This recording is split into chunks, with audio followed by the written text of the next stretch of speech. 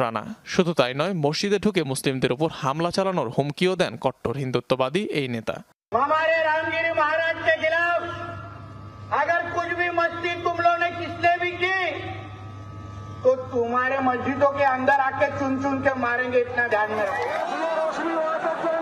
নীতেশের এমন মন্তব্যে তোলপাড় সৃষ্টি হয় গোটা রাজ্যে। ধর্মীয় অবমাননা এবং রাজ্যে শান্তিভঙ্গের অভিযোগে দায়ের করা হয় একাধিক মামলা।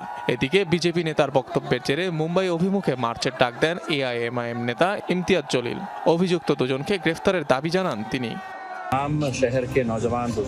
এই রাজ্যের সকল তরুণ বৃদ্ধকে আহ্বান জানাই, তারা যেন এই মার্চে অংশ নেন, এখানে যেন সময় দেন। সেজন্যই এই র্যালির সিদ্ধান্ত।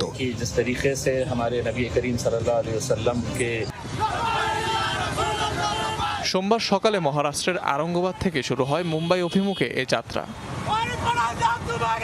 অনিক রহমান, যমুনা নিউজ।